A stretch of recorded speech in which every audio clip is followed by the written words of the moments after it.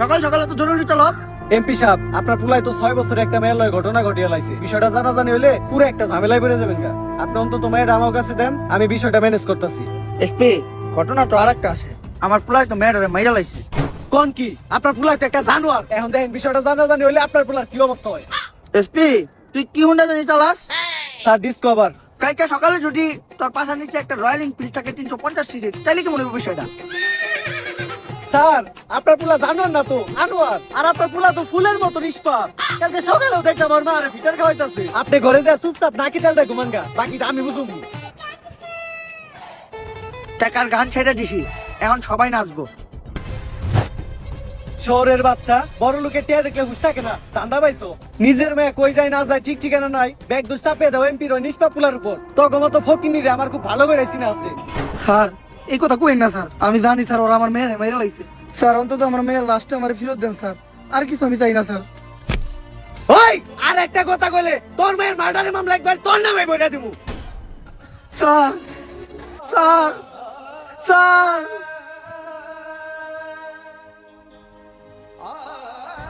আমি অভিশাপ দিতেছি, একদিন এই পাপি দেহ পোকায় খাইব। ধর্ষকের বিচার এই বাংলায় হইব।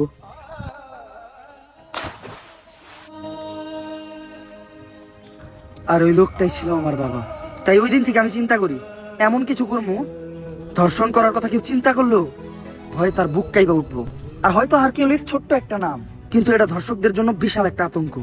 আজ বাংলার মানুষ জানে কেউ একজন তো আছে যে ধর্ষকদের শাস্তি দেবে। কিন্তু স্যার, আপনি আমাকে এসপি স্যারের মারলেন কে? যে অপরাধ করে আর যে অপরাধ করতে সাহায্য করে, তারা দুইজনে সমান অপরাধী। কিন্তু স্যার, আপনি যে ওদের কাছ থেকে ঘুষ নিলেন, এটা কি অপরাধ না? এই টাকাগুলো আমি যার কাছ থেকে নিচ্ছি সবাই অপরাধী। আর এই টাকাগুলো দিয়ে আমি কি করবো জানোস? এই টাকাগুলো দিব আমি ওই প্রত্যেকটা পরিবারে যারা ওদের করা ভুলের কারণে তাদের মেয়ে হারাইছে।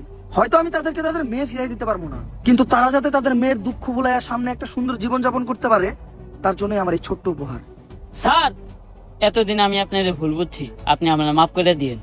ব্যাপার না জিল্লু, এটা বোঝার জন্য তোমার ফাঁক ইউ। স্যার, এটা ভাগ দিও না, এটা থ্যাংক ইউ হইব। ও সরি। তাইলে তো স্যার আপনার কাজ শেষ, সব দর্শকদের তো শাস্তি দিয়েই দিলেন। জিল্লু, কাজ শেষ হয় নাই, শেষ আরেকটা কাজ বাকি আছে। কি গো লিংসোহা, আমার জান, তোমাকে এত চিন্তিত দেখাচ্ছে কেন? কিছুদিন আগে যে লিঙ্কটা ভাইরাল করছিলাম ওইটার মেয়াদ শেষ, তাই ভিডিওতে এখন আর আগের মতো ভিউ হইতেছে না। এর লেগে ইনকাম কমে গেছে। আর একটা সেলুন দিছিলাম, ওইটাও চলে না। কি করব কিচ্ছু মাথায় ঢুকতেছে না। জান, এভাবে ভেঙে পড়ো না, আমার কাছে কিন্তু একটা স্পন্সরশিপ আছে। কি বলো? স্পন্সরশিপ? এই সময় তো এইটাই দরকার ছিল। কিসের স্পন্সরশিপ?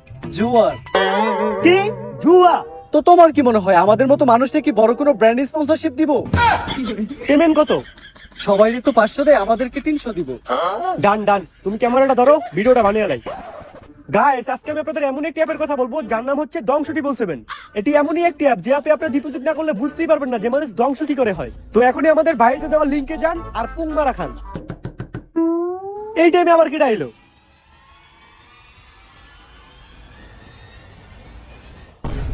আগে চলতি তোরা লিঙ্ক বেইছা, আর এখন দিছ জুয়ায় হাত।